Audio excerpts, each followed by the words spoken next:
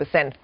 But let's talk about the renewable power space. The government has set an ambitious target of achieving an installed capacity of 175 gigawatts by 2022, and this would actually meet 40% of India's power demand. Brokerage house Investment Imperative has issued a report which finds that the aggressive targets would actually drive 25 to 30% CAGR growth in the solar sector and 15 to 18% growth in the wind sector. Joining in now to discuss the impact on individual stocks is Ravi Kataria, the MD at Investment Imperative. Ravi, good afternoon to you.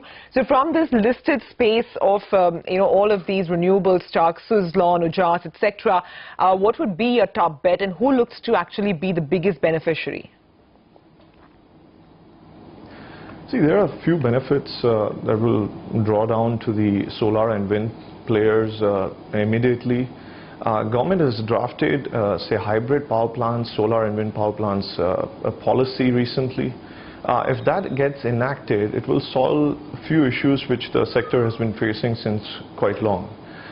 The one is the increased PLFs that the companies would command if they're coming up with the hybrid power plants. Second is the companies were attracting, say, selling the power and through the feed-in mechanism tariffs. And now that has changed over a period of time through the reverse auctioning process, mainly due to the improvement of the technology in the space. Now we see the conversions of the prices of the solar, wind alongside the conventional sources would shift the industry in such a way that renewables, which was being utilized more as a captive component so far, will be one of the prime sources of providing energy to the nation. And we are looking at the 40% kind of a target the government has set that is in line with major developed countries like Germany, Denmark, Ireland. Now, of the stocks, Suzlon Energy is one of our picks. The company has recently turned into profits over the past 3 quarters. It is streamlining its debt. It has reduced its leverage by 1/3 over the past couple of years. The company is focusing on core performing assets rather than, say, divesting it into more countries. It is focusing on the regional space. It has doubled its commissioning capacity in FY17 to 1.8 gigawatts. That is almost 40% of the added capacity to the nation.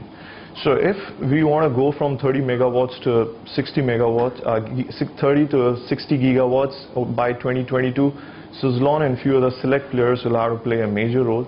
That's why the company, we are expecting to garner 35 to 40% kind of a top-line growth over the next couple of years on a CAGR basis. And as the company has reduced the leverage, it's focusing on in prime assets. Their EPS is also expected to double up in the next 2.5 to 3 years at max. So on a 1-year forward basis, Suzlon is trading at almost 6x, which is a distressed valuation. Right. It's lower than the closer to its book value.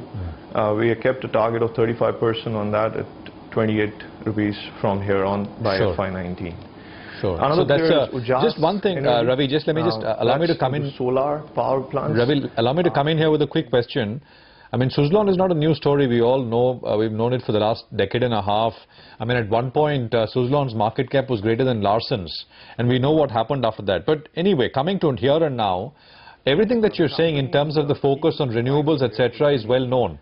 It's into solar rooftops, the segment which the government... Okay, I think we have lost Ravi's line there.